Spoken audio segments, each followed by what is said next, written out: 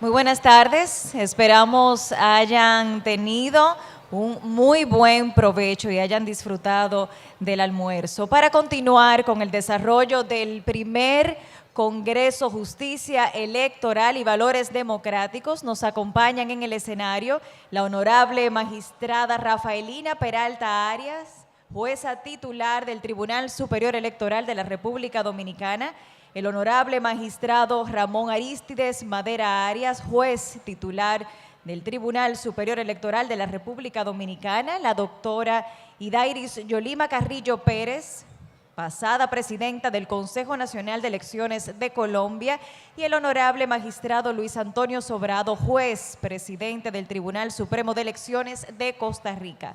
La magistrada Carrillo y el magistrado Sobrado nos ofrecerán sendas conferencias magistrales. Para presentar a nuestra primera conferencista, la doctora Idairis Yolima Carrillo Pérez, quien disertará sobre justicia electoral con perspectiva de género, me permito llamar al honorable magistrado Ramón Arístides Madera Arias.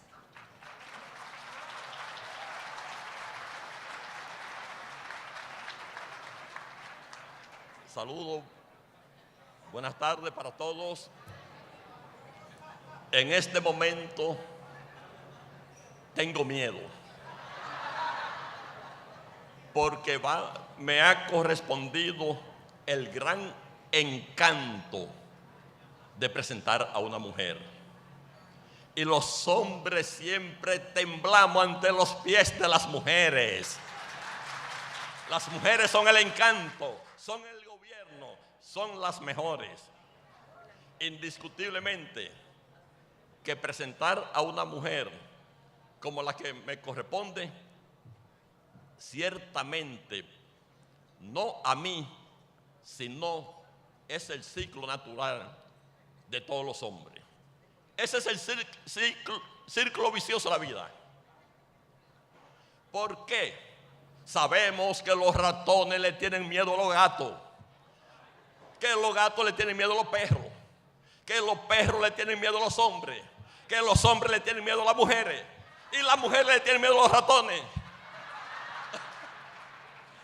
Entonces, por eso, lamentablemente, me provoca a mí ese miedo, porque en la actualidad las mujeres han demostrado que son buenas y que lo pueden hacer bien, igual o mejor que los hombres.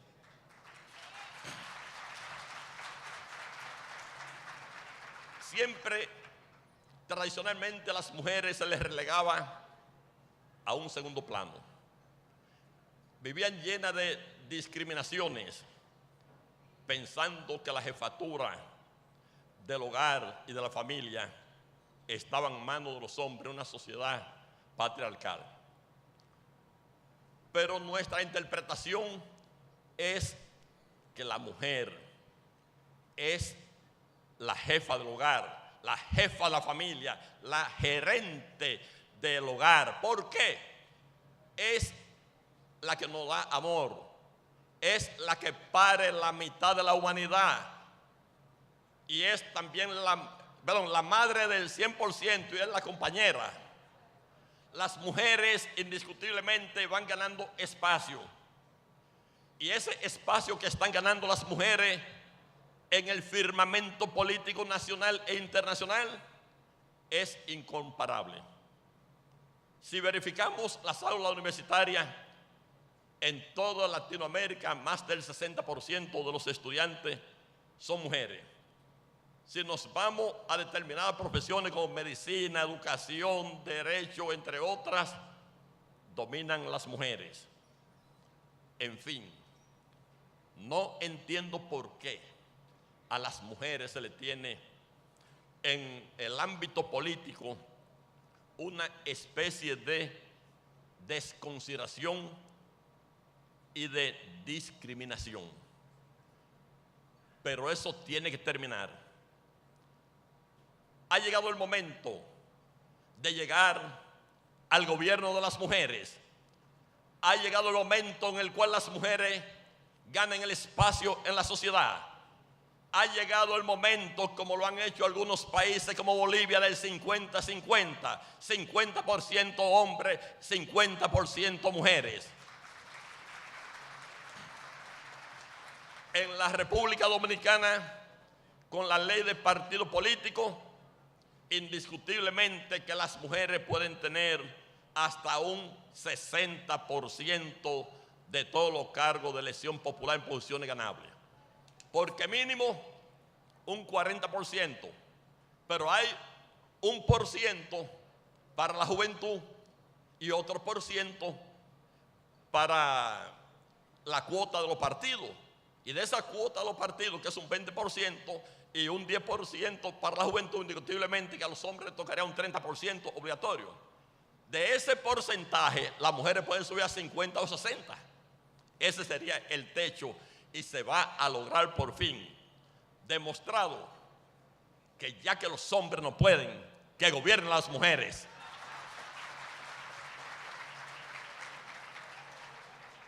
En este momento me corresponde presentar a una mujer que conocerla significa quererla, a una mujer dulce como la caña y sabrosa como el melao,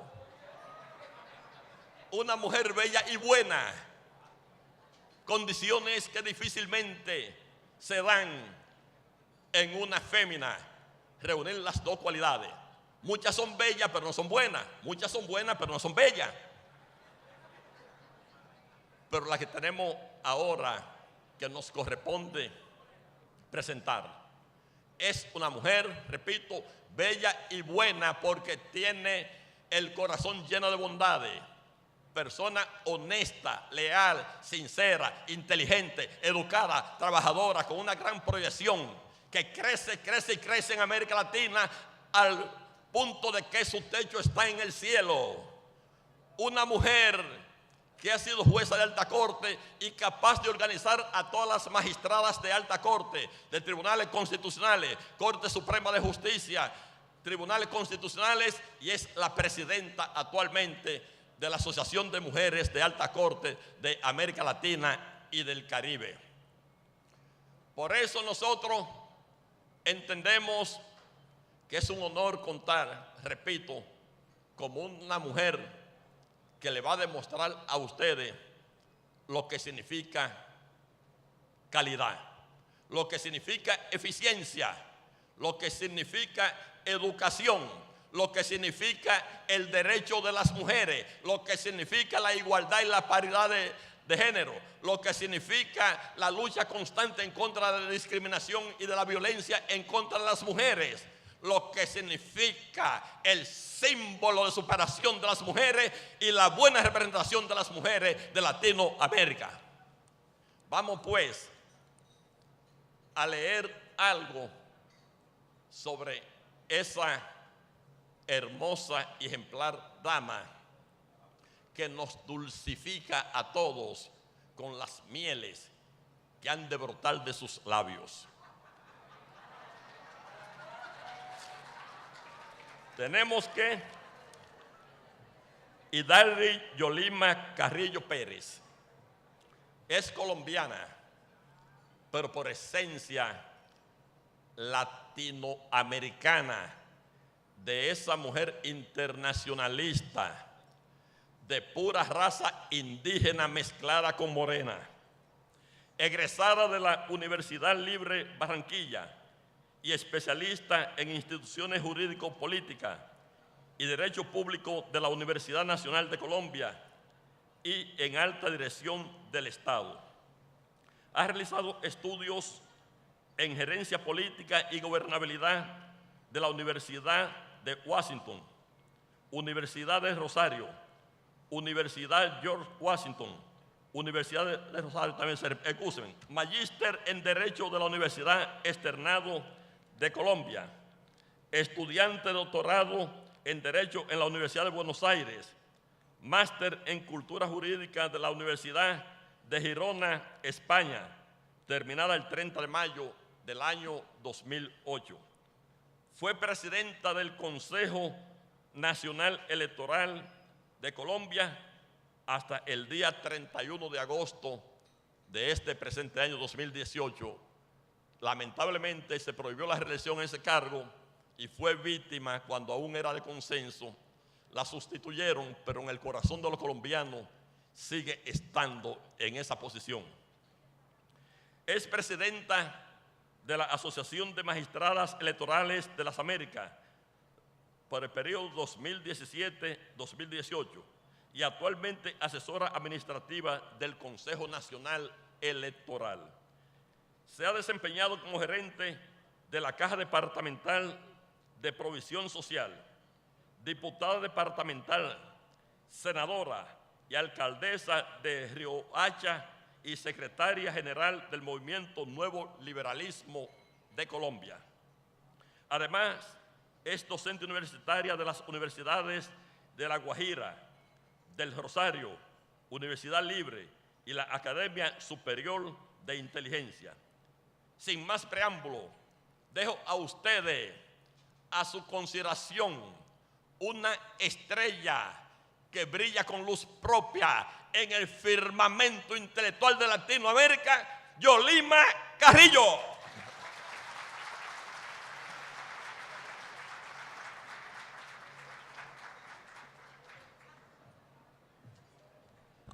Muchísimas gracias.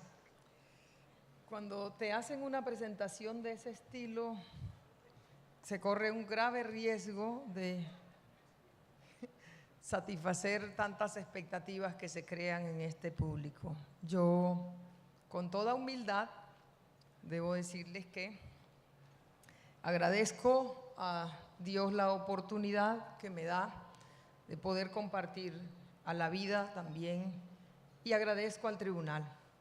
Quiero saludar de manera muy especial a este tribunal y en su nombre a Román Jaques, su presidente, a Ramón Madera Arias, a Santiago Sosa,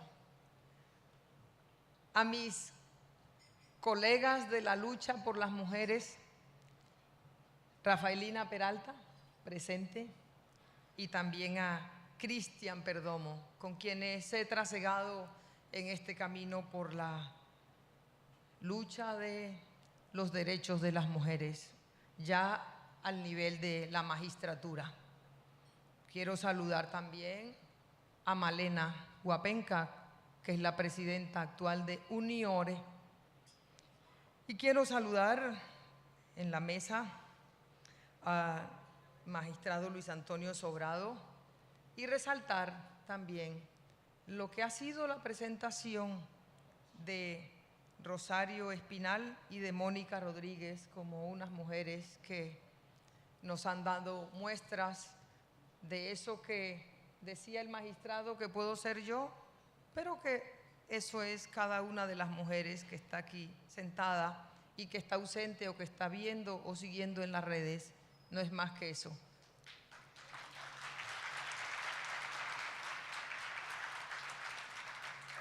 Lo que sucede es que cuando Dios pone a uno en el lugar preciso, en el momento oportuno, y uno hace lo que debe de hacer, entonces tiene la oportunidad de poder estar hoy aquí yo, donde seguramente han estado muchas de ustedes y muchos también, pero también te crea la responsabilidad de abrir un camino por el cual debemos ser capaces de dejarlo limpio y claro para que muchas puedan transitar. Si hoy estoy aquí frente a ustedes es seguramente porque hay muchas mujeres que lo han dado todo y más para que yo pueda hoy haber sido magistrada de la República de Colombia y para que hoy pueda estar de magistrada tanto Rafaelina como Cristian y también otras que están en la Junta Electoral, a quienes también saludo con mucho cariño, quienes han sido mis colegas también en esta lucha. Así es que, saludándolos a todos y a todas, a quienes me han antecedido en la palabra, saludando a quienes como jueces, juezas, estudiantes, a quienes como académicos, a quienes como funcionarios del Estado y también como medios de comunicación están aquí para ayudar a cubrir esto. Yo quisiera, antes de empezar en forma, simplemente decir que cuando Uno lee un libro, no vuelve a ser el mismo. Esa es la cápite de un programa en una emisora popular de Colombia. Cuando se viene a estos eventos, tampoco se vuelve a ser el mismo. Seguramente lo que está pasando aquí en este primer Congreso Internacional de Justicia Electoral y Valores Democráticos, que es trascender la ley misma para hablar de valores democráticos que no siempre están consignados en la legislación formal y que muchas veces son fuente real de derecho que se convierte luego en el instrumento formal a través de la ley, de la doctrina y de otras. Pero cuando eso sucede y cuando es un órgano electoral el que convoca a este número de personas y más para que puedan escucharnos o podamos aprender y desaprender de otra forma también algunas cosas, entonces algo bueno está pasando. Y yo celebro, como miembro que he sido de órgano electoral, que en República Dominicana esto esté sucediendo. Cuando un órgano electoral convoca a la Academia Nacional e Internacional y convoca a estudiantes, convoca a las universidades, convoca a los ciudadanos y ciudadanas para hablar de, está creciendo y entonces creo que se están haciendo cosas en la dirección correcta. Por eso, antes de empezar, felicito al órgano. Y por supuesto, soy colombiana y caribeña. Soy guajira, de la Guajira colombiana, de la península, del punto más septentrional de América del Sur. Y somos caribeños, hablamos como ustedes, comemos como ustedes, no bailamos como ustedes, pero tenemos algo ahí que nos defendemos. Pero quisiera decir que nos unen muchas cosas. Aquí he caminado por la iglesia y encuentro una capilla virgen, una capilla Nuestra Señora de los Remedios. Y en mi ciudad capital, de la que fui alcaldesa, esa es la Virgen patrona de nosotros, de los riohacheros. Riohacha, la capital de la Guajira en Colombia, Nuestra Señora de los Remedios. Y como buenos caribeños le tenemos apodo, la Vieja Mello se llama ya nuestra Virgen. Y entonces nos unen muchas cosas. Ahora en este momento nos une la necesidad de trabajar sobre un tema en el que yo espero no necesariamente colmar sus expectativas, pero espero hacer la tarea para la cual he sido invitada. En algún momento quiero leer, por la rigurosidad que me supone a mí el hecho de estar al frente de autoridades judiciales, y por esa razón yo quiero entonces hacer gran parte de esta presentación leída.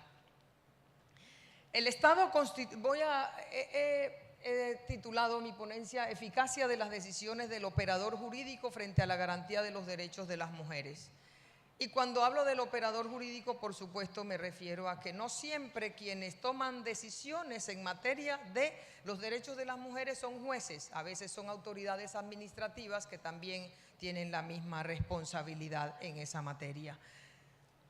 El Estado constitucional, que surge como evolución del paradigma decimonónico del Estado liberal, se caracteriza no solo por instituir a la Constitución como un instrumento de limitación y control del poder, sino además por dotarla de un, comillas, jardín de derechos, valores y principios, cierro comillas, como lo denominaría el jurista italiano Alessandro Pace, los cuales a su vez son desarrollados por el derecho internacional, que ingresa al derecho interno según lo establecido en cada uno de nuestros ordenamientos, y los operadores jurídicos, administrativos o judiciales son los encargados de buscar la armonización normativa, que en algunos casos no resulta ser pacífica.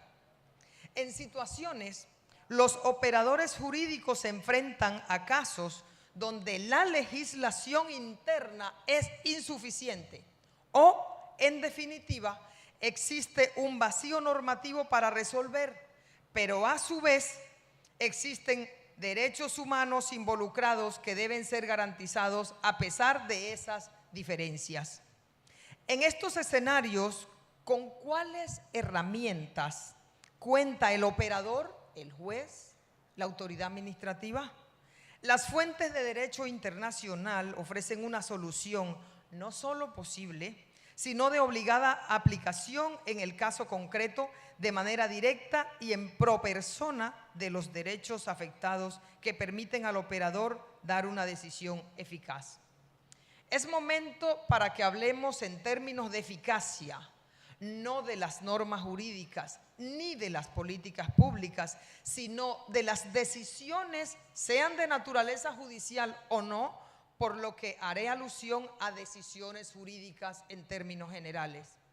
Para ello empezaré abordando el concepto tradicional de eficacia del derecho con el fin de darle un giro teórico desde la óptica de la concreción de los derechos, definiendo los dos momentos en que ha de predicarse que una decisión jurídica es eficaz y estableciendo el rol del operador jurídico, especialmente en la garantía y protección de los derechos de las mujeres.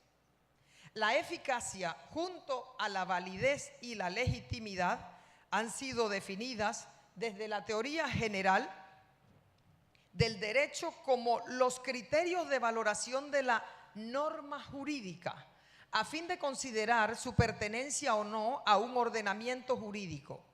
Tradicionalmente, el concepto de eficacia ha estado relacionado al cumplimiento o aplicabilidad de la norma.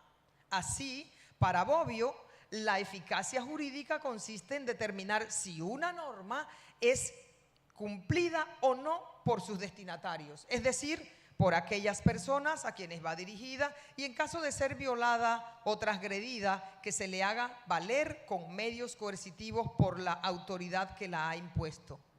En ese mismo sentido, para Hans Kelsen, la eficacia del derecho radica en que las normas sean realmente aplicadas y obedecidas, es decir, se da cuando las conductas de las personas se ajustan al orden jurídico. El elemento de la eficacia también se hace extensible y exigible a las decisiones de todo operador jurídico como expresión de la aplicación del derecho. Al respecto, la Corte Constitucional de Colombia, continuando con dicha corriente doctrinaria, ha afirmado lo siguiente en relación a la eficacia de las providencias judiciales, comillas: para que las decisiones de los jueces sean eficaces, es necesario que ellas sean ciertas, vinculantes y obligatorias, es decir, que su existencia no sea cuestionada, que su acatamiento sea forzoso y que en caso de que no sean obedecidas voluntariamente puedan ser exigibles de manera coactiva. El carácter vinculante de las decisiones judiciales contribuye a la eficacia del ordenamiento jurídico solo si las sentencias son obedecidas. El derecho cumple así una función social. Esa es una sentencia del extinto magistrado Carlos Gaviria Díaz. Nótese cómo la realización social del derecho desde una corriente positivista se encuentra en función de la obligatoriedad y exigibilidad de la decisión. Sin duda no puedo desconocer dicha naturaleza propia del derecho que lo diferencia de otros sistemas normativos, pero considero que tal concepción de eficacia resulta reducida a la luz de la fundamentación y materialización de los derechos humanos. En este contexto, haciendo una extrapolación de la noción de eficacia de la norma a la decisión jurídica aplicada por el filósofo alemán Jürgen Habermas, desde la teoría comunicativa del derecho, no basta con que la decisión exista formalmente y pueda ser exigida, sino que ésta ha de cumplir con las funciones para las cuales fue creado el derecho: encauzar, limitar, garantizar y educar. De tal forma que las órdenes dadas por el operador, por un tribunal, por un juez, en sus decisiones pueda ser real o materialmente aplicadas. En otras palabras, que la decisión jurídica tenga una realización social. En este sentido, hablamos de eficacia en cuanto a la utilidad real de la decisión en la sociedad, a la efectividad de la misma, a la real correlación entre lo jurídicamente dicho y el hecho social, y que conlleva a la realización del derecho, esto es, eficacia de tipo funcional. Dicho carácter funcional de la eficacia asume mayor relevancia en el terreno de la protección y garantía de los derechos fundamentales, tarea que no solo corresponde a los tribunales constitucionales de nuestros países o solo cuando nos hallamos en conocimiento de una acción constitucional, sino que ha de encontrarse presente en toda actividad argumentativa, interpretativa y decisoria del operador jurídico, dado que constituye un fin esencial del Estado constitucional el garantizar la efectividad de los principios, valores, derechos y deberes consagrados no solo en la Constitución política, sino en el ordenamiento internacional.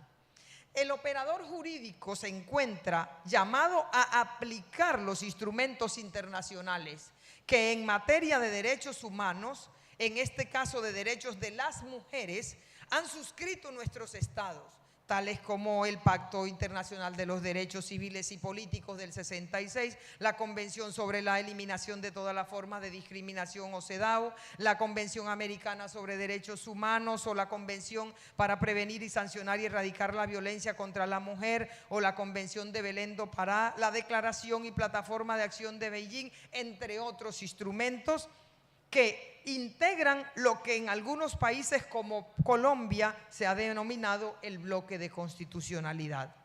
Asimismo, también habrán de aplicarse los principios del derecho internacional y las decisiones de las cortes internacionales, en especial de los sistemas regionales de derechos humanos, de tal forma que aunque la legislación nacional no contemple la protección a ciertos derechos de las mujeres, a través de una interpretación sistemática y armónica se apliquen directamente las fuentes del derecho internacional al caso concreto, a fin de concretar una solución eficaz y no dejar por la omisión del legislador de garantizar y proteger los derechos involucrados.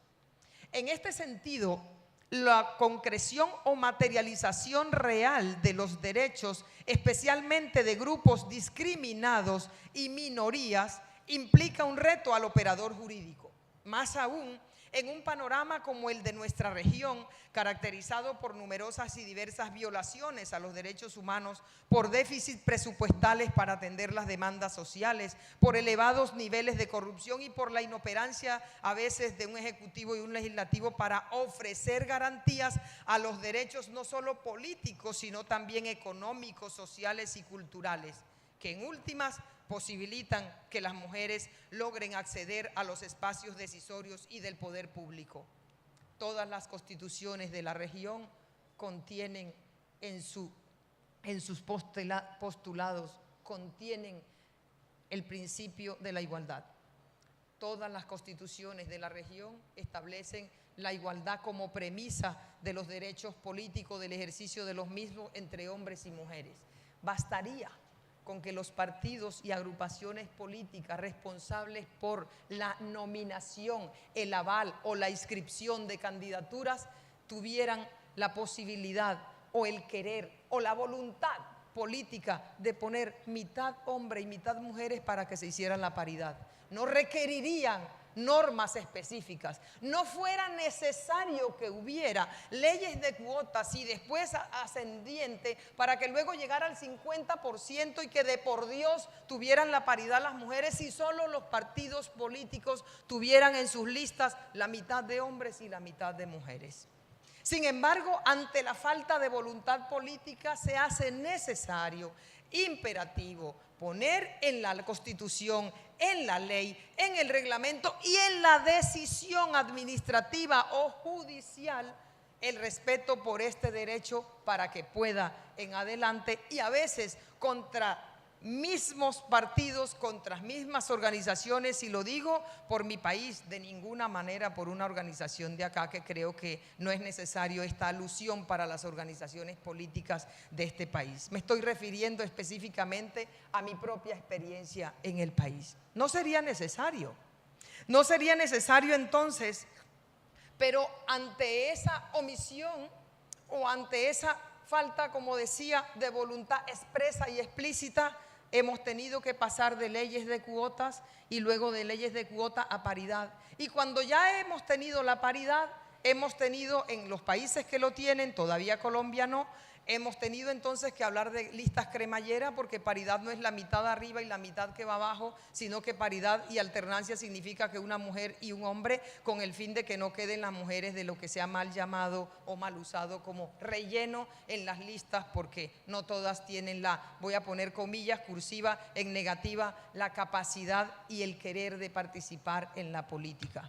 Y entonces, ¿qué pasa? En países como México, que acaba, por cuenta de este tipo de normas afirmativas, acaba este país de llegar ya a la real y efectiva participación paritaria. En este sentido, ese es un faro en el que debemos mirarnos, porque la hechura del derecho, el ejercicio del derecho, la eficacia de estas normas se tiene que mirar desde el punto de vista de la realidad, y es hasta dónde esta discriminación positiva o esta norma afirmativa ha servido para que efectivamente estén no nominadas, no solo postuladas, sino sentadas legislando las mujeres. Así, el operador jurídico cuya función originaria era la aplicación de la norma a un caso concreto mediante una operación silogística, se ha visto abocado a ir más allá mediante el ejercicio interpretativo de la norma en su función social, en su realidad contextual, en su efecto útil y la aplicación directa del derecho internacional con el fin de garantizar la operatividad y efectividad de los derechos fundamentales, en este caso de las mujeres. Las decisiones han superado las normas. Más que normas, necesitamos decisiones, y decisiones que sean eficaces. No se puede dejar en la actividad del legislador toda la responsabilidad de garantía y protección de los derechos, especialmente de las mujeres. Los operadores jurídicos tienen el deber de materializarlos a través de sus decisiones. Ahora bien, resulta necesario afirmar con vehemencia que el amparo de los derechos humanos no se limita ni se reduce a su reconocimiento formal en una decisión jurídica, pues la misma naturaleza del Estado social de derecho, que constituye el modelo de Estado más expandido en nuestra región, obliga y dota al operador jurídico de la autoridad y de las facultades para lograr el efectivo cumplimiento de sus providencias para la aplicación concreta de lo plasmado en ellas, para el paso de lo decidido en derecho al hecho social. La decisión jurídica no pone fin a la labor del operador, y menos en conflictos políticos, como se decía esta mañana. La decisión jurídica a veces acrecienta el conflicto. La decisión jurídica a veces es fuente de un nuevo conflicto. La decisión jurídica no pone fin a la labor del operador, es tan solo el inicio de su actividad dirigida a la efectiva materialización del derecho amparado, que en últimas es lo que busca el ciudadano, que ve vulnerado su derecho, para quien la eficacia en su saber cotidiano es la realización concreta de aquel, de tal manera que los derechos humanos, y en especial los derechos de las mujeres, dejen de ser un discurso jurídico abstracto, general, holístico, en el cual muchas veces se torna ambiguo, técnico e incomprensible, y se convierta en hechos palpables a los sentidos, materializados en la realidad social. En este orden de ideas, la eficacia de las decisiones jurídicas se da en dos momentos. El primero, que he denominado momento de la construcción de la decisión jurídica, se presenta cuando el operador jurídico, en su proceso valorativo e interpretativo, logra dilucidar los fines sociales para los cuales fue creada la norma, que se encuentra bajo estudio, de tal manera que, ya sea que se encuentre ante la literalidad de la misma, contraria a principios reconocidos por el orden jurídico interno o internacional, ante un vacío normativo que afecte los derechos que demandan protección, o ante casos difíciles de colisión de principios, se llegue a una solución eficaz, jurídicamente argumentada, utilizando fuentes del derecho internacional que permitan amparar el derecho conculcado, postulados defendidos por el jurista alemán Robert Alexy desde la Escuela de la Argumentación del Derecho, frente a las concepciones formalistas y dogmáticas del derecho. Por su parte, el segundo momento, que he denominado materialización de la decisión jurídica, presenta un grado de mayor complejidad, pues el operador jurídico, de acuerdo con sus competencias, habrá de adoptar todas las medidas que estén a su alcance y que sean necesarias para el cabal cumplimiento, realización o concreción del derecho o derechos que han sido protegidos en su decisión jurídica, de tal manera que deberá hacer seguimiento al acatamiento de dichas medidas por parte de las autoridades responsables, eliminar todo obstáculo que lo impida y crear espacios de diálogo con el Ejecutivo encargado de su financiación. Se trata de la eficacia material o social de la decisión jurídica. Ambos momentos se encuentran estrechamente relacionados y podrán traducir la eficacia de la decisión en la generación de un cambio social, pues he de recordar que el discurso de los derechos humanos es contramayoritario y contrahegemónico como límites al poder en búsqueda de mayor igualdad y justicia social. En el Consejo Nacional Electoral, durante mi paso por la magistratura, me encontré con algunos aspectos, con algunos casos específicos por los cuales voy a pasar muy rápidamente solo para mostrar algunas de las oportunidades que tuvimos para poder tener una interpretación mucho más allá de la norma para buscar su espíritu y hacer efectivos los derechos de las mujeres. El primero de ellos es la revocatoria de listas que incumplían la cuota de género. En Colombia no hay ley de cuota de género femenino, hay ley de cuota de género, no de género femenino. Así como en algunos otros lugares, en Colombia si una lista tiene el 100% de mujeres, no cumple, o sea, incumple, es decir, transgrede la norma, porque la norma establece que uno de los géneros deberá tener por lo menos el 30%. Entonces no hay ley de cuota de género femenino. Sin embargo, en esta norma donde se estableció que el mínimo 30% de uno de los géneros deberá ir en cada una de las listas que se propongan, tanto la Corte Constitucional como también el Consejo de Estado, como el Consejo Nacional Electoral, han tenido las suficientes doctrinas y jurisprudencias según el caso de la Corte o de nosotros como órgano que en su momento fungía como órgano administrativo para tomar la decisión de revocar, en este caso el Consejo Nacional Electoral, 166 listas por infringir la cuota de género. Con todo y que se dice que el 30% de uno de los géneros, los partidos la presentan con el 28, con el 25, a ver qué pasa. Y en alguno de estos casos en que pasó un primer filtro, el Consejo Nacional Electoral tomó la decisión. Pero no hay una norma en Colombia que diga que el hecho de no cumplir con la cuota de género sea causal para la revocatoria. Sin embargo, como quiera, que es un postulado que está en la Constitución y que está en la ley, el Consejo Nacional Electoral toma la decisión de revocar esas listas por una causal legal y efectivamente hacer cumplir el derecho de las mujeres. Adicionalmente, en Colombia existen circunscripciones electorales especiales. En este caso hablaré de los indígenas y de los afrodescendientes.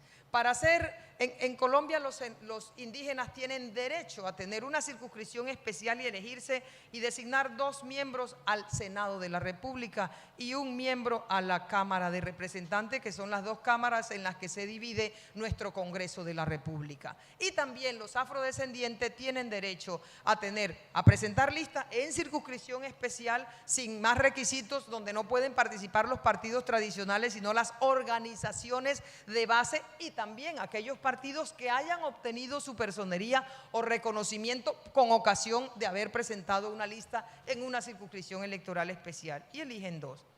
Y estos 5 por circunscripción electoral especial, como quiera que se eligen, 1 en un caso, 2 en otro y 2 en otro, no cumple aquello de la norma que establece que donde se elijan 5 o más tendrá que respetarse la cuota de género. Y entonces resulta que las indígenas dentro de la circunscripción indígena y las negras o afrodescendientes dentro de la circunscripción correspondiente llegaron a ser minoría de minorías.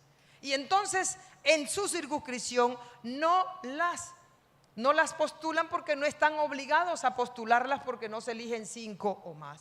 Fue uno de los casos en que se presenta una causal ante el Consejo Nacional Electoral y yo aclaro mi voto diciendo que la circunstancia que es especial y garantista no puede venir a constituirse como un factor de limitación para que las mujeres puedan participar y ya van varias oportunidades, incluida una propuesta que presenté al Congreso, no como proyecto de ley, sino como propuesta, porque la capacidad o la potestad que tienen o la iniciativa legislativa en Colombia la tiene el órgano, no cada uno individualmente considerado. Y tomé estas cosas, las formulé, las entregué a todas las mujeres del Congreso de la República de Colombia en una matriz que me ayudó la ONU a diseñar y posteriormente a divulgar, y la previa impresión, que se llama Lecciones aprendidas en materia de participación política de las mujeres. Esto es uno de los casos en que entonces vemos que la norma, que pretende por un lado tener la posibilidad del acceso directo o el acceso efectivo de las mujeres, se convierte en un obstáculo para aquellas mujeres que, siendo de minorías, entonces no pueden tener el derecho a participación garantizado como si lo pudieran tener las otras. Adicionalmente, en Colombia existe la Comisión Nacional de Género de la Rama Judicial. Esta Comisión Nacional de Género de la Rama Judicial fue creada en el 2008 y en Colombia las funciones al interior de la rama judicial, de la cual yo no hacía parte, porque hacía parte, como dije, de un órgano que es el Consejo Nacional Electoral, que es un órgano que ejerce la suprema inspección y vigilancia de la organización electoral.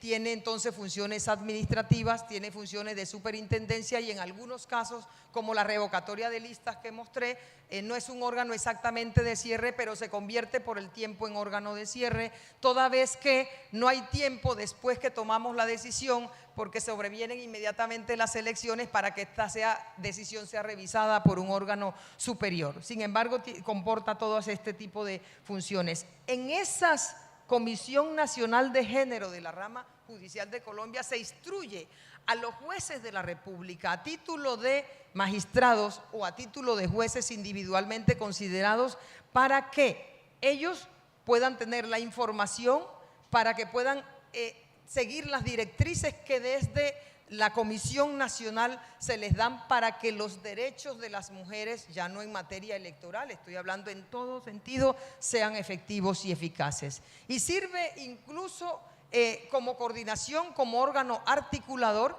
y existen cartillas y existe suficiente material, y también existe una vez al año una convención donde los jueces van a evaluar lo que ha sido las decisiones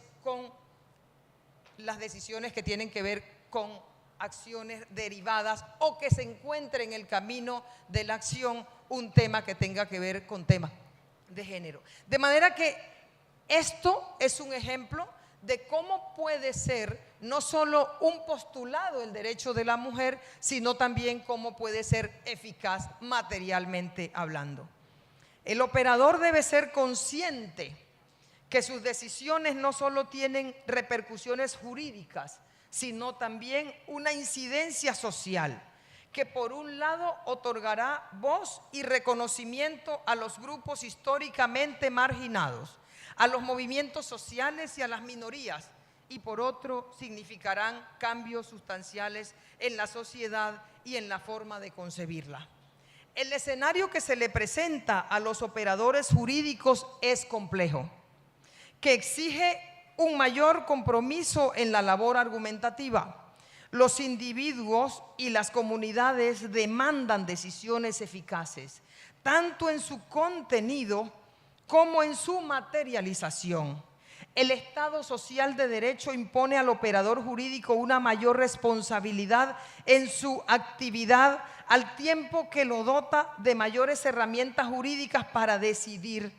El derecho internacional se presenta con principios y obligaciones de los estados, y muchas veces la ley no es suficiente para resolver un tema, pero nos encontramos que en el bloque de constitucionalidad de cada país está inserto y hace parte de la legislación aplicable a cada caso concreto los tratados internacionales que se han suscrito, y es muy útil que en muchas de esas ocasiones esa sea una fuente, como tiene que ser efectivamente para que estos derechos sean eficaces. No por ello son pocos los instrumentos, no son pocos los instrumentos jurídicos a nivel internacional que obligan y comprometen a los estados no solo a adoptarlo en su legislación, sino a la rama jurisdiccional y a los operadores jurídicos como parte del estado también hacer acatamiento de lo dispuesto en esos tratados internacionales.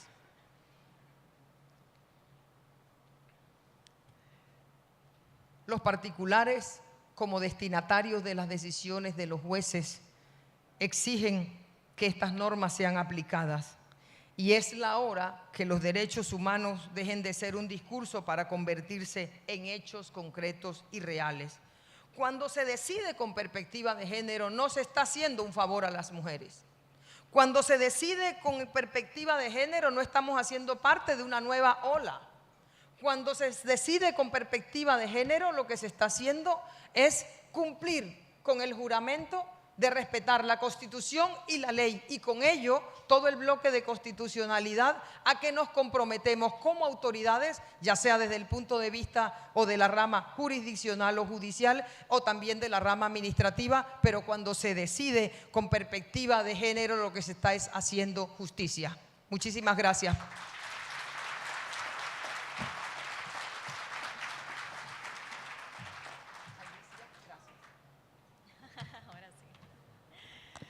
Muchísimas gracias, doctora Carrillo, por su conferencia magistral. Sin dudas nos hemos edificado y enriquecido con esta magnífica ponencia. Antes de continuar, dos informaciones importantes. La primera, ustedes tienen en sus manos unos formularios de evaluación del Congreso. Agradeceríamos, una vez sean completados, pues lo pasen a nuestro personal que está diseminado en todo el salón. En segundo lugar, los certificados de participación del referido Congreso. Les recordamos que serán entregados a partir del próximo martes 23 en la sede del Tribunal Superior Electoral en horario de 8 de la mañana a 4 de la tarde.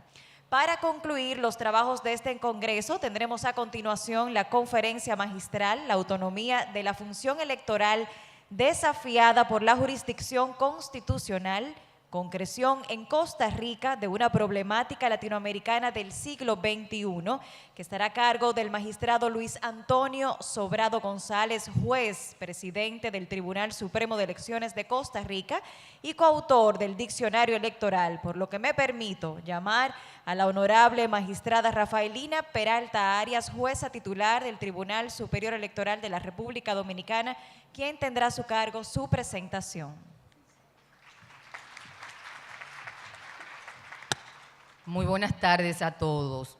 Me corresponde la honrosa misión de darles a conocer una síntesis rigurosa de la hoja de vida de nuestro siguiente conferencista, el magistrado Luis Antonio Sobrado González, quien es costarricense de nacionalidad y en la actualidad juez presidente del Tribunal Supremo de Elecciones de su país. Licenciado y doctor en Derecho por la Universidad de Costa Rica y la Universidad Complutense de Madrid, respectivamente. Profesor de Derecho Constitucional en la Universidad de Costa Rica y desde 1993 coordina la respectiva cátedra de su Facultad de Derecho. En 1999 ocupa la presidencia del organismo electoral y desde 2007 es director de su revista de Derecho Electoral. Con anterioridad a su ingreso al TCE, había desempeñado otros cargos en la Procuraduría General de la República y en el Ministerio de la Presidencia. Autor de libros La justicia electoral en Costa Rica, Democratización interna de los partidos políticos en Costa Rica, elecciones y democracia, así como de numerosos artículos en revistas especializadas. Sin más, los dejo con el doctor Luis Antonio Sobrado González y su conferencia La autonomía de la función electoral desafiada por la jurisdicción constitucional, concreción en Costa Rica de una problemática latinoamericana del siglo XXI. Magistrado Sobrado, un honor cederle el micrófono.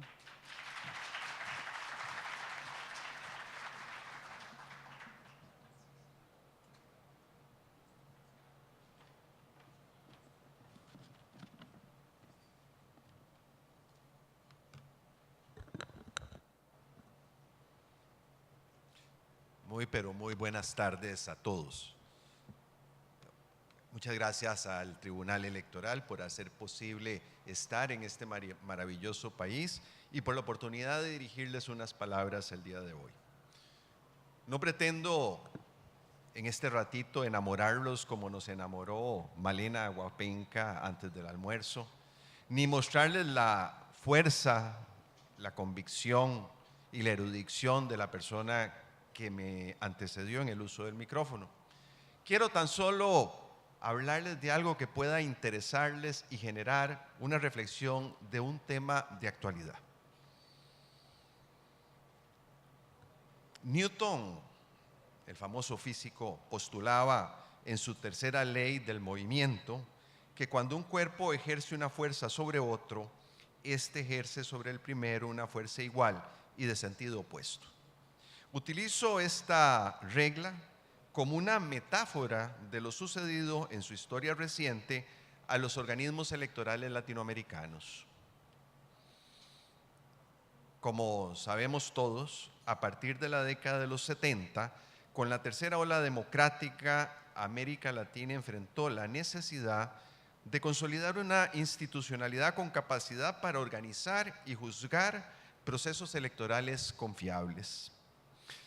Una evolución cuyos positivos resultados eran evidentes ya a finales del siglo XX, época en que esa institucionalidad iniciaba una etapa de expansión de sus competencias y diversificación de su agenda.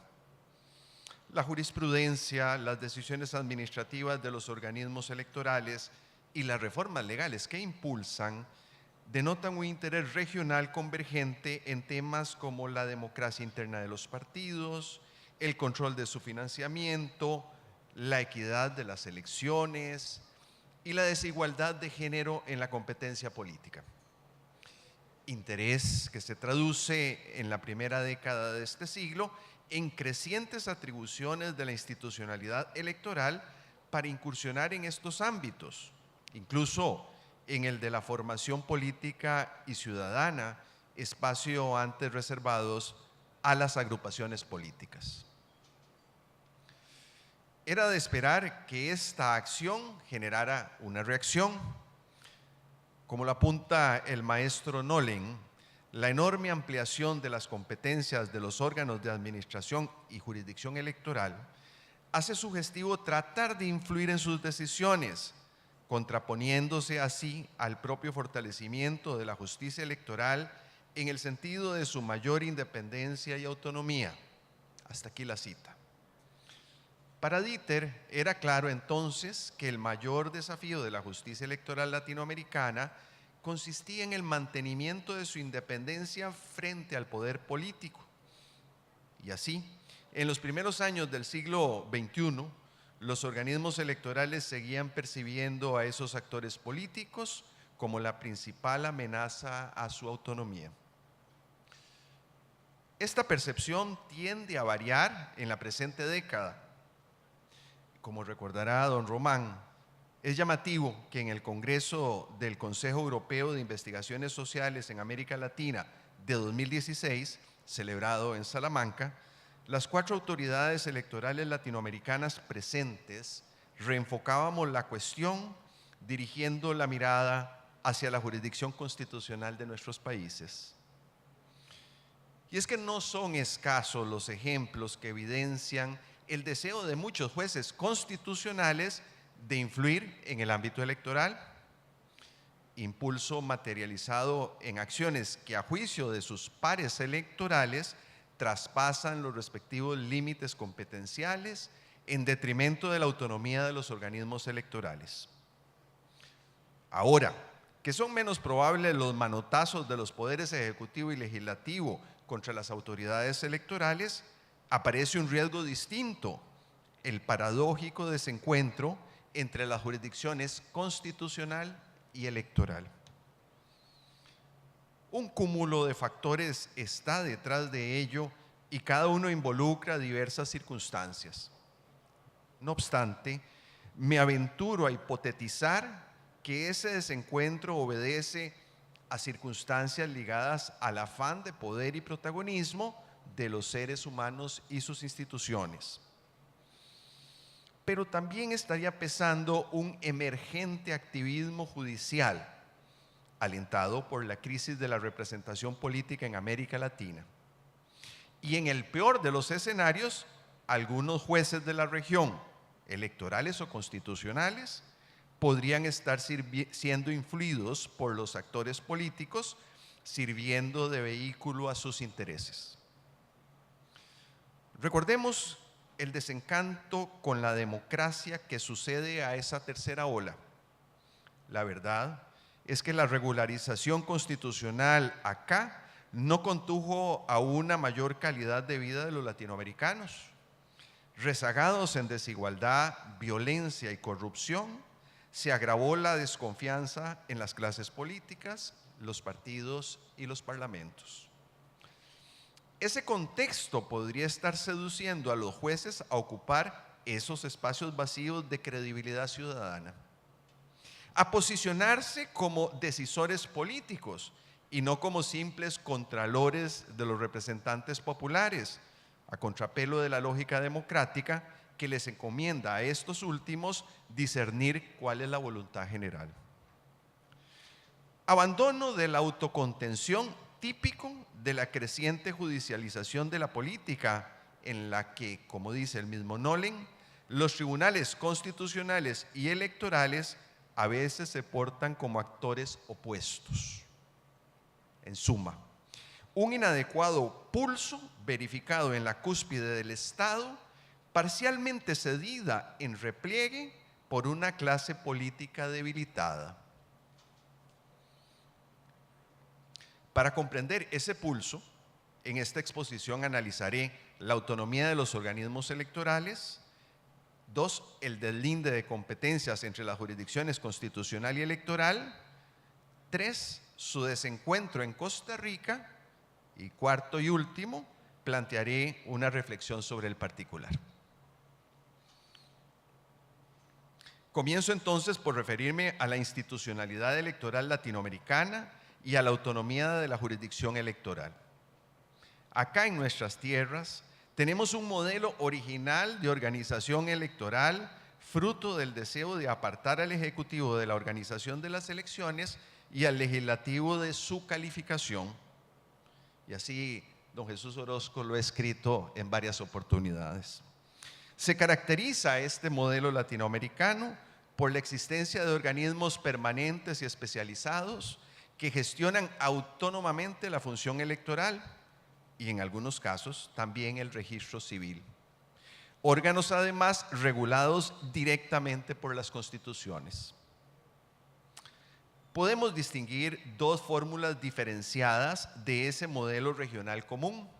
La unificada, que concentra en un solo organismo la administración y la jurisdicción electorales, como sucede en todo Centroamérica y en algunos países del sur de las Américas, de la diversificada, que supone una instancia de administración electoral orgánicamente separada de una jurisdicción electoral especializada, ya sea autónoma o incrustada en el Poder Judicial.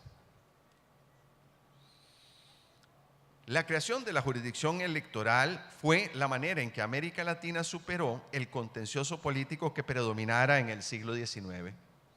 Implicó investir a jueces independientes y profesionales con la responsabilidad de arbitrar con objetividad y criterio técnico jurídico los conflictos electorales. La autonomía de esos jueces supone estar únicamente sometidos a las normas jurídicas al momento de sentenciar las causas. Ciertamente, el principio autonómico no es necesariamente incompatible con la previsión de medios de impugnación contra lo resuelto por la jurisdicción electoral. Sin embargo, hay consenso académico en que omitiéndolos se garantiza una mayor y mejor independencia funcional. Con la habilitación para impugnarla, la decisión electoral deviene frágil y provisional. Solo se consolidaría cuando logre atravesar el tamiz de jueces no especializados. Por eso, es contradictoria con el proceso de especialización y autonomía de los jueces electorales la posibilidad, aún vigente en varios ordenamientos regionales, de que tribunales de otro tipo revisen sus resoluciones.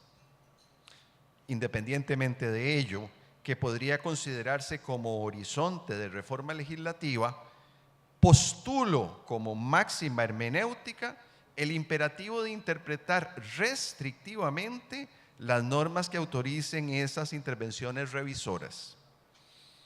Ello deriva de que la electoral no es solamente una jurisdicción especializada, goza además de rango constitucional y opera como garantía institucional de la vigencia democrática, lo que le confiere una singular relevancia, así como preeminencia sobre jueces de otra naturaleza.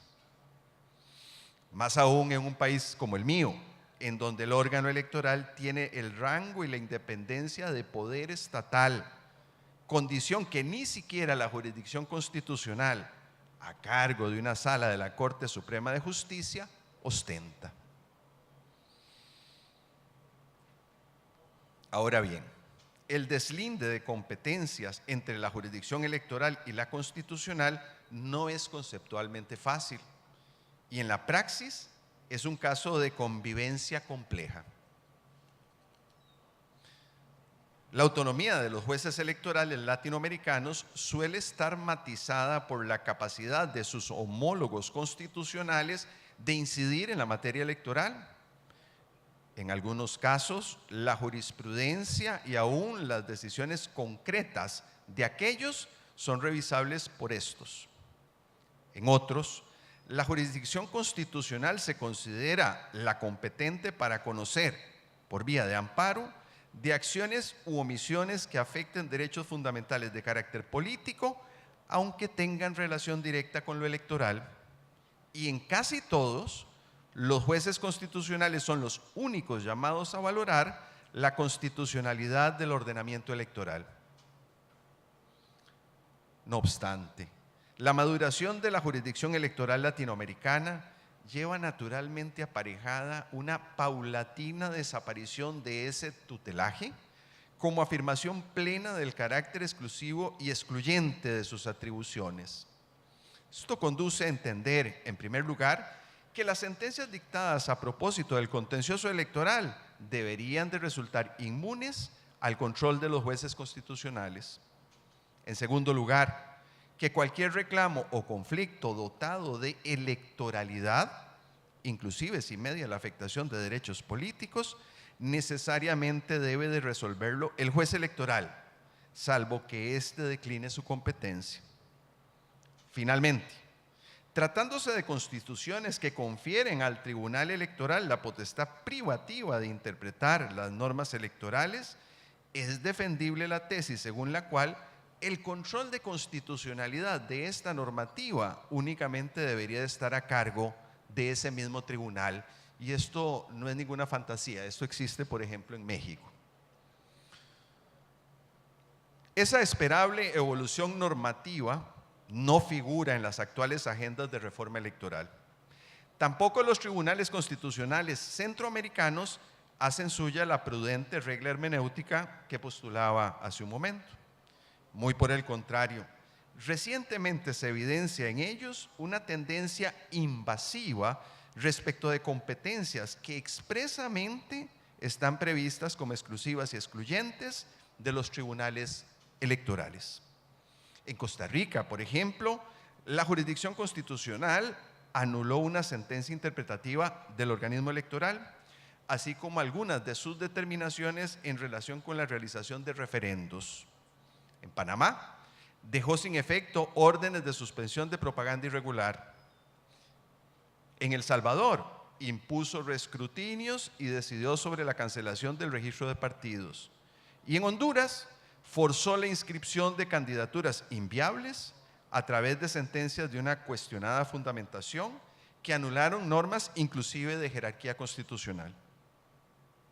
Más allá de las fronteras centroamericanas, en Perú, la justicia constitucional afirmó su competencia para controlar las decisiones del Jurado Nacional de Elecciones en detrimento de lo dispuesto en el Código Procesal Constitucional. En República Dominicana, aquí mismo, decisiones del Tribunal Superior Electoral sobre el proceso de renovación de estructuras de un partido y modificaciones estatutarias fueron revocadas por los jueces constitucionales a pesar de que tenían carácter definitivo según la Carta Política. Con ese contexto regional en mente, permítanme ahora ahondar en el caso costarricense. El Tribunal Supremo de Elecciones de Costa Rica, en adelante TSE, surgió con la Constitución de 1949 bajo la fórmula unificada. Su adecuado diseño y su exitoso desempeño ha sido un factor importante para la consolidación de la democracia más longeva y estable de América Latina.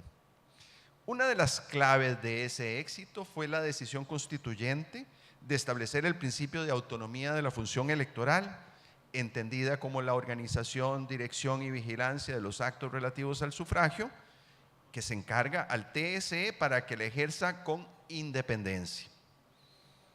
Esa autonomía se rodeó de una serie de excepcionales garantías. Hoy me concentraré en la establecida en el artículo 103 de la Constitución, al estipular que sus resoluciones no tienen recurso. A nivel legal, ese principio se concretó, en primer lugar, excluyendo a los actos electorales del control de legalidad contencioso administrativo al prevérsele únicamente respecto del ejercicio instrumental de función administrativa por parte del TSE. Y en segundo lugar, declarando legalmente improcedentes los recursos de amparo y las acciones de inconstitucionalidad que en materia electoral se intenten contra los actos y disposiciones del TSE. Sobre la base de estas disposiciones y en una sentencia cercana a su creación, la Sala Constitucional delimitó el ámbito de actuación del TSE que resulta inimpugnable ante ella. Sus actos subjetivos, reglamentos y resoluciones jurisdiccionales propios de la esfera electoral, así como la interpretación normativa involucrada en esas actuaciones. Son revisables, de acuerdo con la Sala, en cambio, los actos del TSE de naturaleza registral y los relativos al discernimiento de la nacionalidad, como también agregaría yo, los que supongan el ejercicio de función administrativa instrumental.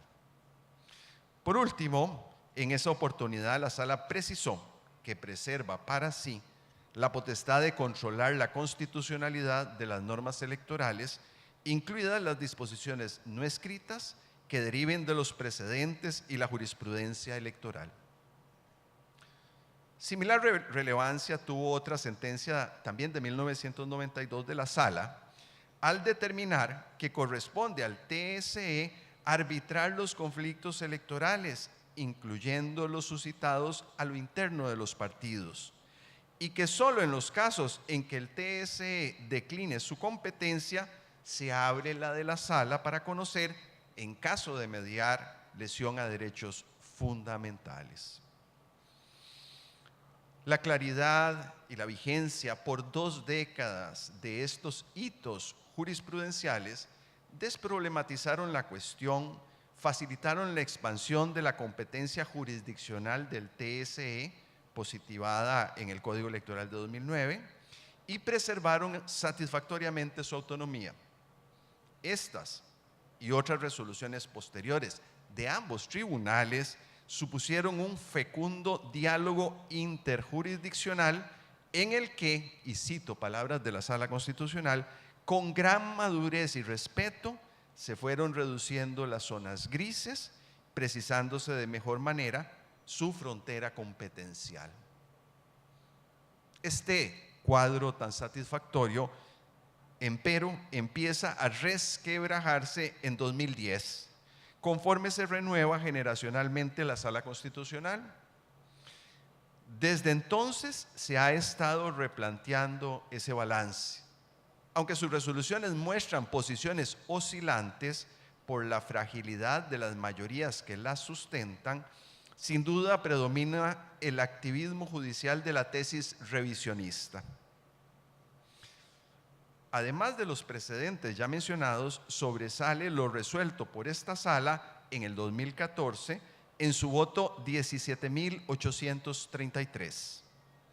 Ahí se definió que las sentencias del TSE en cuanto cancelen credenciales de elección popular son discutibles ante la jurisdicción contencioso-administrativa. La parte considerativa de esa resolución fue comunicada casi 31 meses después de adoptada. No fue sino hasta ese momento que nos enteramos que, en opinión de la Sala, cancelar credenciales es una actividad típicamente administrativa y no electoral, aunque sea dispuesto por el tribunal y esté normativamente incorporado a la justicia electoral. Para poder confrontar esta definición, debo examinar antes los dilemas que plantea el principio de irrecurribilidad cuando se trata de organismos electorales unificados, como es el caso del TSE. La fórmula unificada de organización electoral tiene obvias ventajas. Debe, sin embargo, reconocerse que se aleja del principio de división de poderes, con los riesgos que advirtiera Montesquieu para la libertad de los ciudadanos frente a la arbitrariedad del poder. Ciertamente, si los mismos funcionarios que administran la elección son los que en simultáneo imparten justicia electoral, se crea una zona de inmunidad al control jurídico de los respectivos actos de administración electoral. Situación que, como aconteció en el caso Yatama versus Nicaragua, abre las puertas para reprochar la vulneración del Pacto de San José, que en su artículo 25 contempla el derecho de toda persona a un recurso sencillo y rápido o a cualquier otro recurso efectivo ante los jueces o tribunales competentes que la ampare contra los actos que violen sus derechos fundamentales. Yo defiendo que para afrontar ese dilema no es necesario o indispensable sacrificar la fórmula unificada ni el principio de irrecurribilidad. De lo que se trata es de encontrar mecanismos inteligentes de reingeniería institucional que, manteniendo las fortalezas de esa fórmula, atienda ese legítimo reproche. Uno de esos mecanismos lo exploró la República Dominicana, dividiendo su antigua Junta Central Electoral en dos cámaras, administrativa y contenciosa. Solución que, más saben ustedes que yo, resultó finalmente fallida y el país finalmente migró a la fórmula diversificada. El otro ejemplo lo proporciona mi país a partir de la creación del registro electoral con la promulgación en 2009 del Código Electoral vigente. Este registro pasó a ser la instancia fundamental de administración electoral, responsable directa de las decisiones susceptibles de afectar los derechos e intereses concretos de los actores de los comicios, en términos de inscripción de partidos y candidaturas, fiscalización del financiamiento partidario, imposición de multas por faltas electorales, entre otras. No por ello los magistrados electorales abandonaron su rol de dirección superior, incluyendo reglamentar la función electoral, pero en el nuevo código quedamos perfilados ante todo como jueces especializados que impartimos justicia electoral, y lo hacemos en forma concentrada por intermedio de procesos reglados en ese código y que desembocan en sentencias dotadas de autoridad de cosa juzgada material, como no podría ser de otra manera. Sentencias que por eso, y precisamente por eso, no son susceptibles de revisión judicial ulterior. Ahora bien, la justicia electoral costarricense comprende distintos procesos jurisdiccionales. La mayoría de ellos tienen como característica compartida el ser mecanismos de revisión a cargo de los magistrados electorales de lo actuado u omitido por la administración electoral inferior, los partidos políticos u otros sujetos. Así sucede con el recurso de amparo electoral, con la demanda de nulidad que se vincula con los resultados electorales, con la apelación electoral y con la acción de nulidad de acuerdos partidarios. En cambio, los de beligerancia política y los de cancelación de credenciales se distinguen por ser procesos de naturaleza sancionatoria, en los que el juez electoral por sí mismo impone un castigo al transgresor, sea, adopta directamente una decisión que afecta a una o varias personas en particular.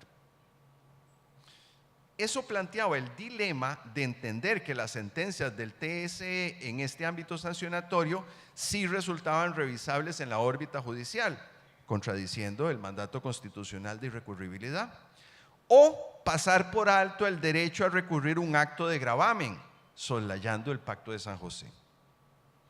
Además, éramos conscientes de que, como parte del control de convencionalidad que debemos aplicar los jueces, debíamos armonizar el ordenamiento interno con el derecho internacional de los derechos humanos. Nuestra primera e insuficiente respuesta jurisprudencial consistió en reconocer en 2011 el recurso de reconsideración contra esas sentencias, pero recurso que resolvían los mismos magistrados que sentenciaban. Es en este contexto en que la Sala Constitucional, allá en el 2014, aunque la resolución, como vimos, lo conocimos casi 3 años después, y en ese voto de número 17.833, interpreta que las resoluciones del TSE que cancelen credenciales no son sentencias electorales y resultan por ello debatibles en la jurisdicción contencioso administrativa. Por eso, o esto, por cuanto a su juicio se trata de materia, y cito, típicamente administrativa y no electoral. Esta manera de ver las cosas es, desde mi punto de vista, equivocada, y lo es por 2 razones. Supone, primero, restringir la justicia electoral mediante una visión estrecha de lo que es la materia electoral, en contradicción con una sólida doctrina desarrollada por ambos tribunales. Ya desde el 1996 el TSE apuntaba, por obvio que resulte, es preciso dejar claro que al decir la Constitución política actos relativos al sufragio dentro de la competencia atribuida al tribunal, no solo se comprenden los propios de la emisión del voto, sino todos aquellos descritos por la propia Constitución o en las leyes electorales y que directa o indirectamente se relacionen con todo el proceso electoral. Días después agregábamos la naturaleza jurídica de la credencial y el manejo que de ella hace constitucional y legalmente el tribunal antes y durante su entrega al funcionario electo, pudiendo incluso no hacerlo en los casos expresamente señalados, constituyen elementos indicadores de una competencia implícita para cancelarla con posterioridad. Por estas razones no deben ser extraños al derecho electoral los hechos posteriores al sufragio atribuidos a un diputado o a otro funcionario de elección popular y que la propia Constitución sancione con la pérdida de su credencial. Fin de la cita. Y es una perspectiva errónea, en segundo lugar, porque al perfilar como administrativa y no jurisdiccional la intervención del TSE en los procesos sancionatorios en general, innecesariamente la Sala provoca una situación contradictoria con el precedente establecido en el 2011 por la Corte Interamericana de Derechos Humanos, caso López Mendoza versus Venezuela. En esa oportunidad, la Corte nos recordaba la indispensable intervención de un juez para poder suprimir o suspender el derecho al sufragio pasivo, circunstancia que está involucrada en los procesos de beligerancia política por estar sancionada con la destitución del responsable y su inhabilitación temporal para ejercer cargos públicos. En el fondo, la Sala no sopesa el sentido último de involucrar al TSE en estos procesos sancionatorios. No es otro que el de privar a la administración de la autoridad para hacer decaer anticipadamente el mandato popular del electo. Esa posibilidad se reserva constitucionalmente al juez electoral, cuya figuración lo es a título de garantía y en protección del sufragio que generó el vínculo de representación. Ante esta arremetida, el TSE reaccionó reivindicando su espacio de actuación autónoma como juez especializado. La defensa de su independencia frente al judicial, garantizada constitucionalmente, la emprendió con sobriedad y sin escándalo público, pero sí de manera clara, precisa y contundente. Esa defensa se formalizó muy especialmente al dictar el decreto número 5 del 2016. Este creó y reglamentó una sección especializada del TSE encargada de tramitar y resolver en primera instancia los procesos sancionatorios. Sus considerandos confrontan la posición de la Sala. Se puntualiza que en virtud del principio constitucional de irrecurribilidad de las disposiciones electorales, nuestras sentencias no pueden ser combatidas en sede judicial. El decreto también fundamenta la creación de la sección a partir de un examen de convencionalidad de las reglas procesales en procura de conciliarlas con la garantía prevista en el numeral 25 del Pacto de San José. Esta sección especializada está integrada por 3 magistrados suplentes que se rotan semestralmente. Sus sentencias son impugnables a través del recurso de reconsideración ante el pleno propietario. Es decir, compete a esta sección resolver los procesos sancionatorios por las vías procesales ordinarias, al margen de los magistrados propietarios, quienes posteriormente pueden conocer del asunto en fase recursiva. Con ello, las decisiones definitivas se mantienen dentro de los linderos de la jurisdicción electoral, pero garantizando a las partes un recurso ágil y sencillo en amparo de sus derechos, que necesariamente sería conocido por jueces que no han adelantado su criterio. Inicié mis palabras con Newton y quiero terminarlas utilizando como metáfora, ya no su tercera, sino su primera ley del movimiento, la de la inercia. Todo cuerpo permanece en su estado de reposo o movimiento uniforme, a menos que sobre él actúe una fuerza externa. Valioso recordatorio: la problemática que aqueja a los jueces electorales no se va a resolver por sí misma. Si no nos ocupamos de ella, si no le atravesamos nuestros cuerpos, inercialmente continuará y podría agravarse. No nos perdonaríamos a la larga que nos mantengamos impasibles viendo cómo se siguen corriendo los mojones y se estrecha nuestro fondo competencial, desdibujándose el rol que juramos desempeñar. Aclaro, no estoy llamando a una bochornosa guerra santa entre jueces.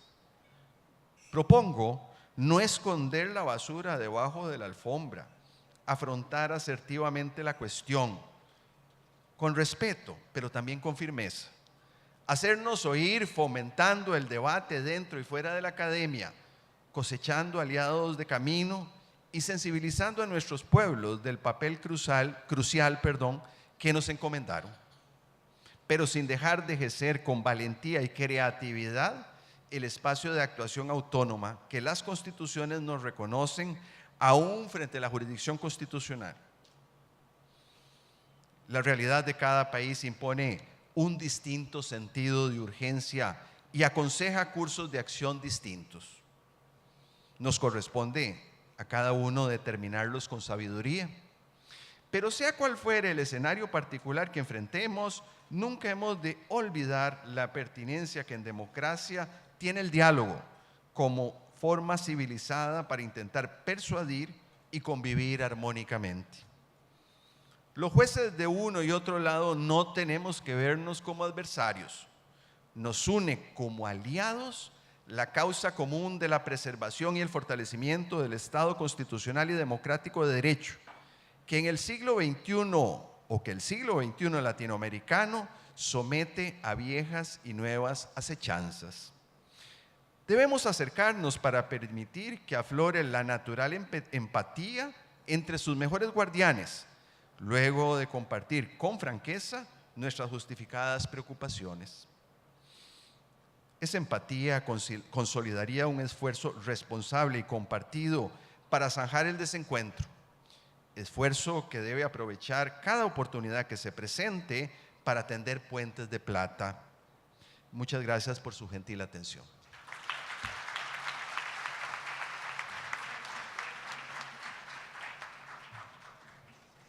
Muchísimas gracias al magistrado Luis Antonio Sobrado González por tan interesante conferencia con la cual cerramos los trabajos de este primer Congreso Internacional Justicia Electoral y Valores Democráticos, pero aún no hemos terminado. Continuamos a las 7 de esta misma noche con la ceremonia de clausura, en la cual tendremos la conferencia del prestigioso politólogo español Manuel Alcántara Sáez, catedrático de la Universidad de Salamanca, quien presentará su obra La esquina desnuda, la política, y nos ofrecerá la conferencia Los partidos políticos y el nuevo ciclo político en América Latina. Es el momento de tomarnos un ligero descanso. Les esperamos nuevamente a las 7 de la noche para nuestra ceremonia de clausura. Les invitamos. Ahora sí, ok, les invitamos gentilmente pues a salir del salón para permitir tanto al equipo del hotel como a nuestro staff pues preparar el área para tal evento. Muchísimas gracias y nos reencontramos a las 7.